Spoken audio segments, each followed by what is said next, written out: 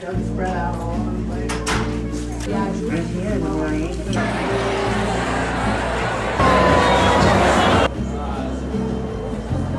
That could be your best friend that you use in college. That could be your. Wednesday afternoon. Completely resolved, and like there is no conflict. It's snowing. Hold me close and tell me why you always come around at night to all the things you love. Hi guys, I'm back. Oh my gosh, I had a really busy January. There was so much travel. I went to Chicago like 3 times, and then I was in Utah for a week, and now it's mid-February. It's Wednesday, February 19th at the time of recording this, which is a lot longer and later on in the month of February than I was hoping before I had this episode done. But I have just honestly been struggling to edit this video. I also got a new camera, and I just like really went for it with recording everything, and so now like stitching it together into a story that's like cohesive and easy to follow, it's just been a bit of a challenge. I also have a tendency to really overthink things, especially when it comes to things that I create. So I'm realizing that this one needs a bit more of like a guided experience than just me showing like, this is what I did on day 1, this is what I did on day 2, because I have just so many personal and creative reflections that I want to go over. So please bear with me as I put this whole structure together and turn it into a video. But I'm excited that I documented so much and that I can share it with you all. So without further ado. You'll find go home. It's insane, it's true, but I really do love you. I'm cold, I'm warm. It's insane, it's true, but I really do love you. It's insane, it's true, but I really do love you.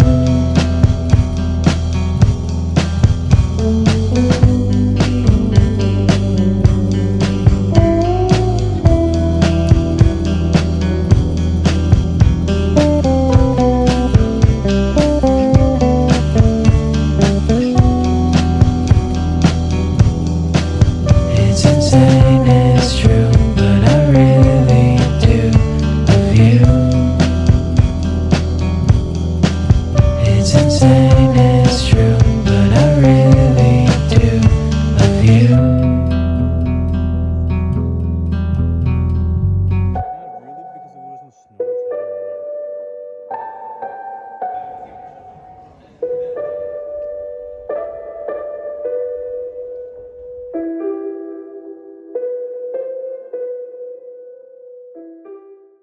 Okay, I'm clocking in for my first shift at the Ray Theater. It is so cold. I am so cold.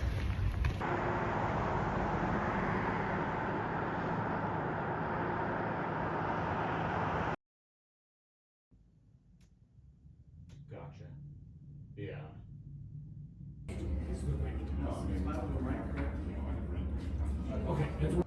Hello.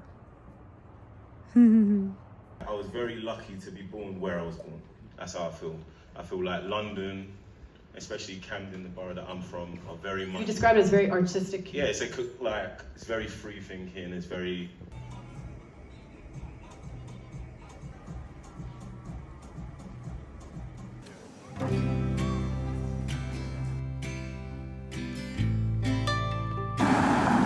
I'm so cold.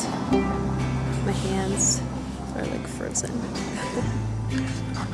I'm so cold. I don't know what I was thinking. So cold. I'm having a time to kind of.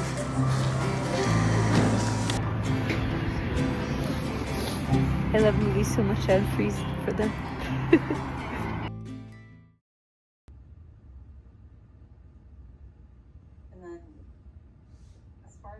other benefits go. Text analytics tool, it's not my favorite, but It's at this point that I'm starting to crash out a little bit. I woke up on this day feeling like, why am I here though? Like, what am I doing here? I wanted to come here for so many years, for so long, and it's just not the experience that I was hoping for and at this point. And I didn't really feel like I was connecting with anyone. I honestly just wanted to go home at this point. So this is a great opportunity for me to get into the reflections. So my reflections are divided into reflections as just a volunteer and some of my thoughts about the festival, and then some of my more creative reflections that derived from some of the activities and events that I went to. I think that the greater thing I'm walking away with is that Sundance is not what I thought it would be. It wasn't the experience that I had kind of imagined in my head for such a long time.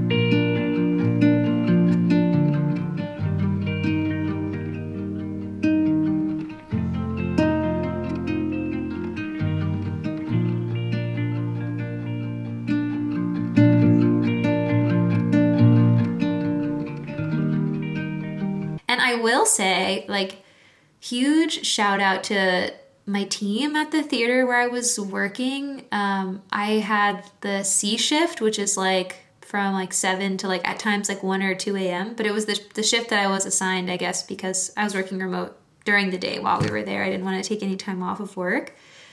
And the team was really, really sweet. And by the end, like, I just adored them. So like part of me is like, why am I even like having these like reflections where it's like not the most positive experience, because like everything ended up working out. But I feel like pretty much every day of being there, apart from maybe the last 2 days, I was pretty uncomfortable and unhappy, and I wasn't enjoying my experience. I could tell that the volunteers I was working with were very seasoned.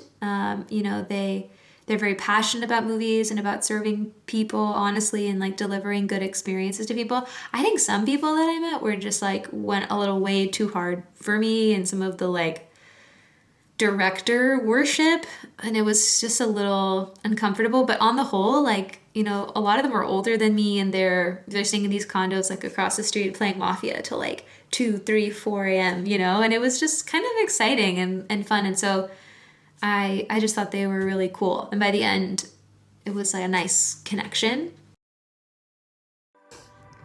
It's snowing. Can you guys see that? It's snowing.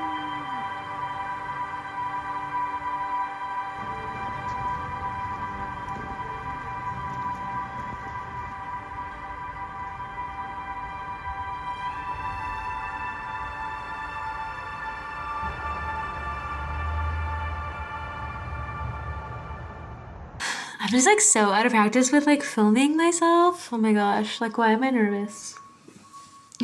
So now for the fun part.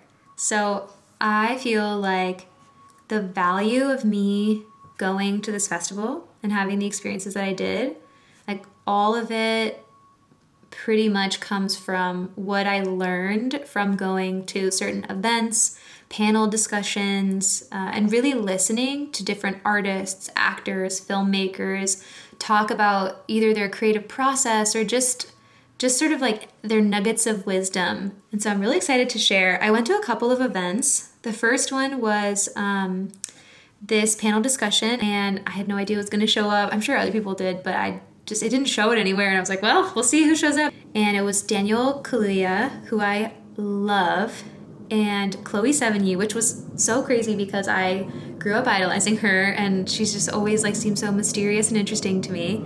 Celine Song, who was the writer, director of Past Lives, and then Mstislav Chernov, who's the director of 20 Days in Mariupol.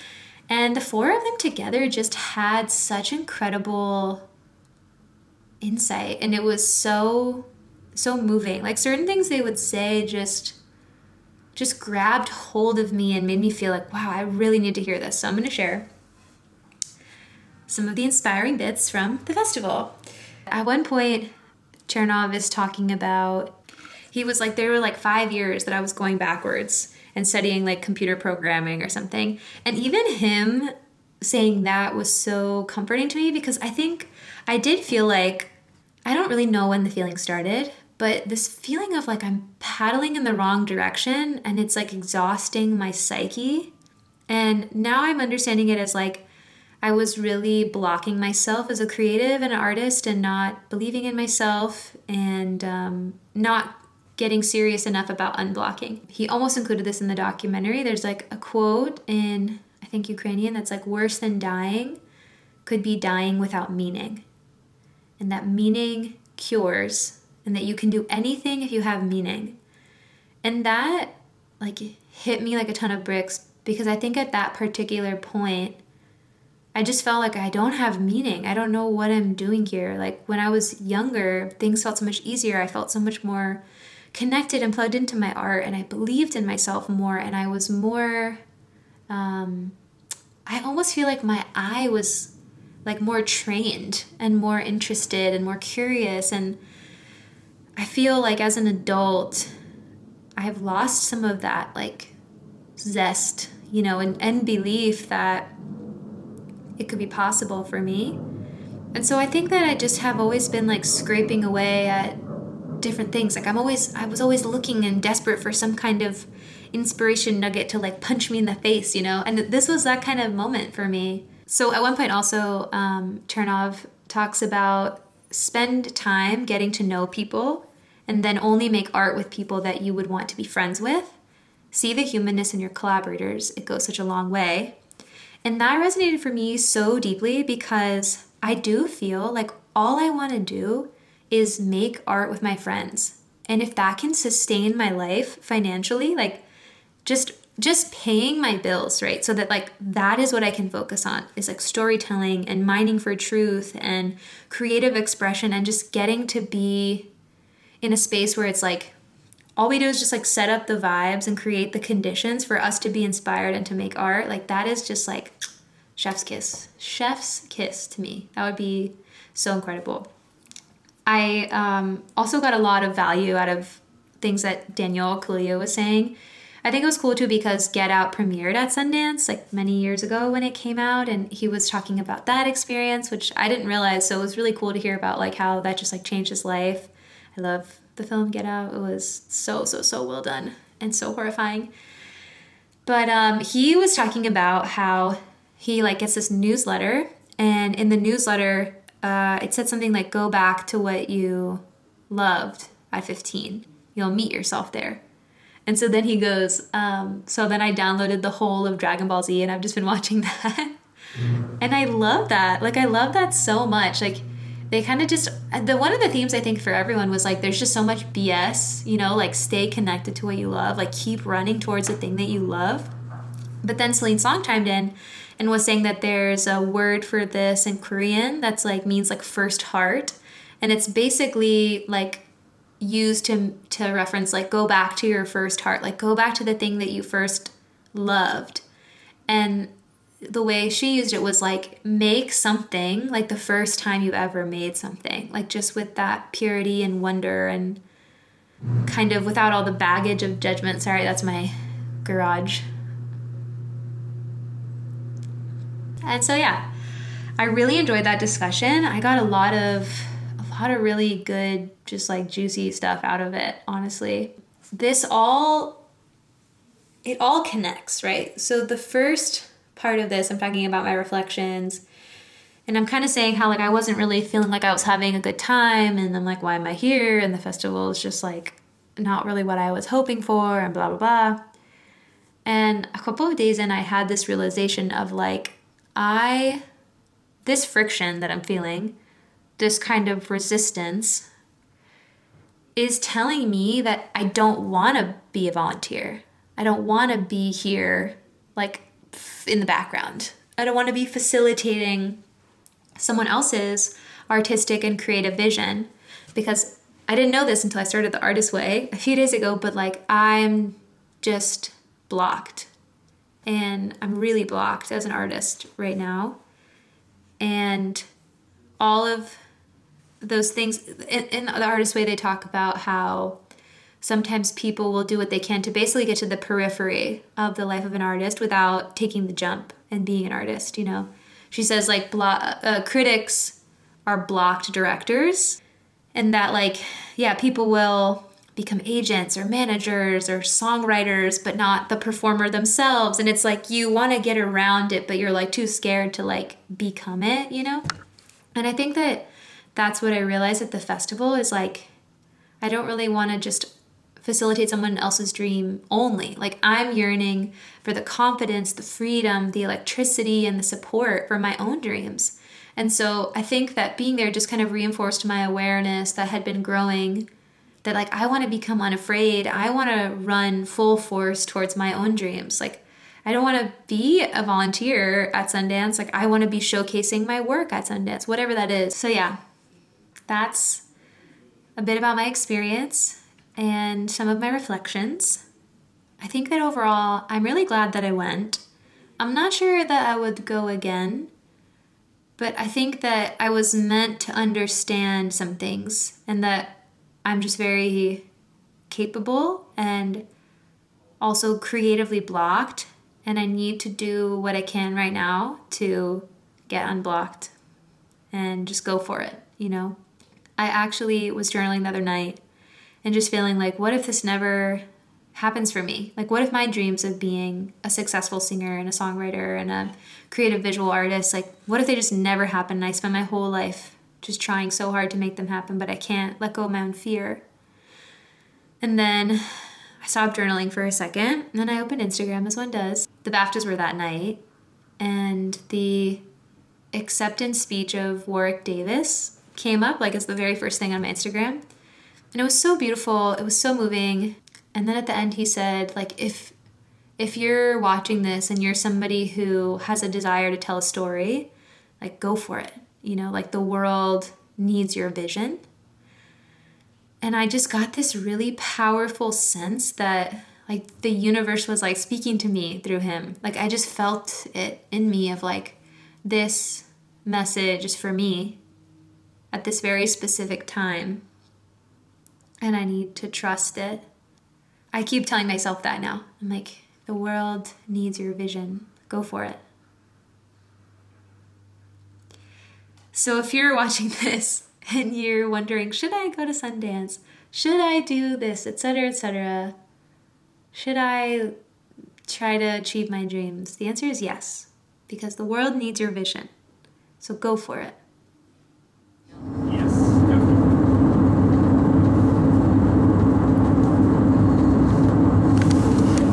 We should realize how good we have it. I think, you know, we Yeah. have things that are going normal. Some people are just so, you know, disappointed. They always need things to be improved.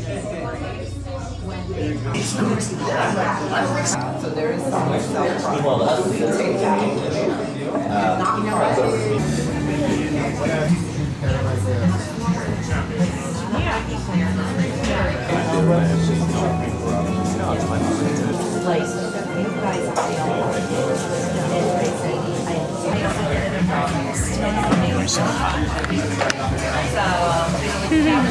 You look so good with your sweater. I like this one. Looks good on me.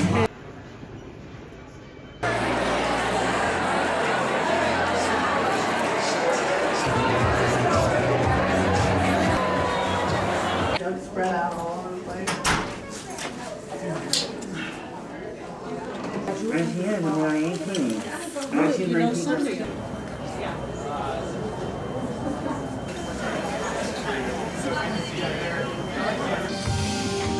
At the heart of it all is the Sundance Institute. And it was full of tapes and files and photographs, and it was like a documentarian's dream. So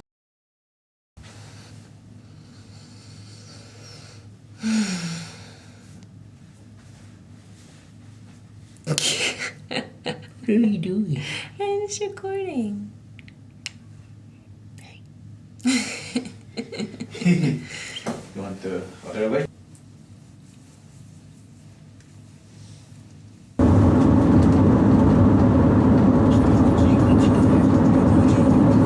Left. He was an orphan. His mom passed away from cancer, so he never met his dad.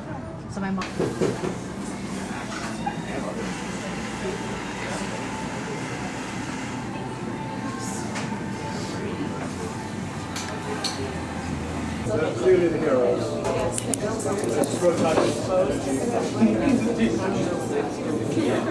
Matcha. I'm about to start my volunteer shift at the Egyptian. It's my first time volunteering there.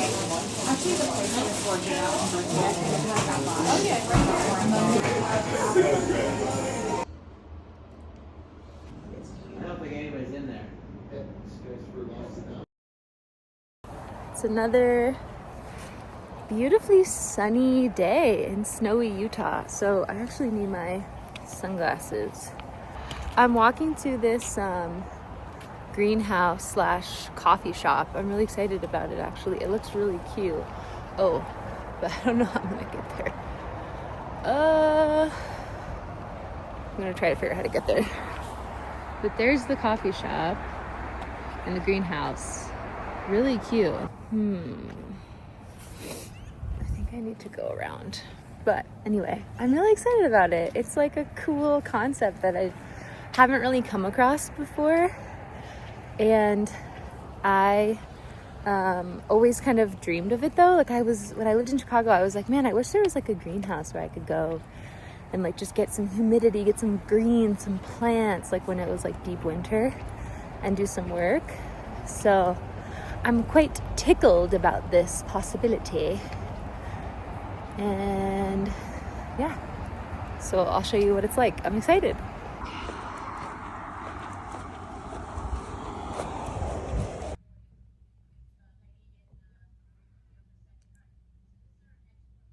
Okay, take two because I didn't make it the first time. You were down.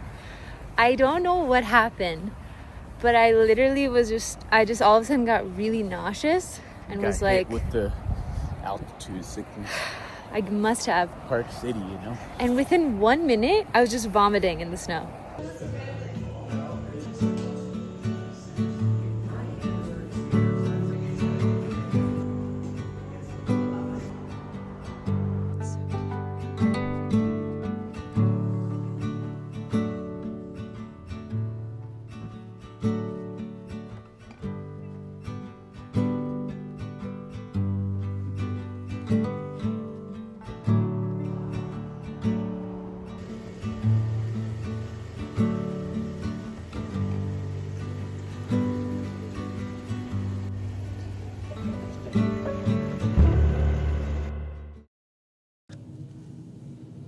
It's snowing.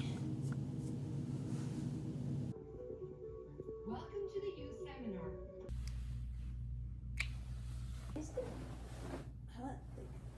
Hot tea, honey, and milk. I'm gonna go to the lobby actually. Okay, so it's Saturday, February 1st, and it's pretty much our last day here. We leave tomorrow. And I was invited to a potluck that this team that I've been working on is gonna do at like 4:30. I'm finally feeling better after like an entire day of just feeling really sick. Yesterday morning I was like going for a walk and I just like immediately got really nauseous and sick and just started like vomiting. And I'm pretty sure it's altitude sickness. But then like the whole rest of the day, my stomach just really hurt and I could not seem to settle it. So I'm still assuming it was altitude sickness. I'm trying to like chug water. But for now, I'm packing up. My skin is so dry from the weather. It is really beautiful here though. The altitude sickness maybe put me off a bit from maybe coming back anytime soon. But I'm gonna do some masks, do a little self-care.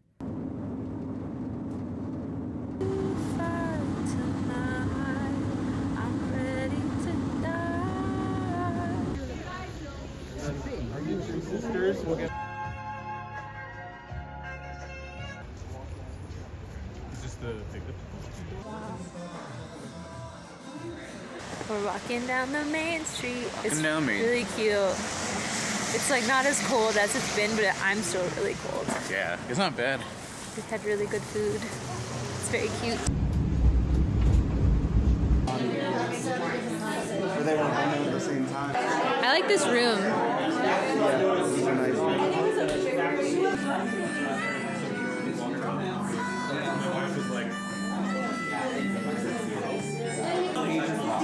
With themes of sad.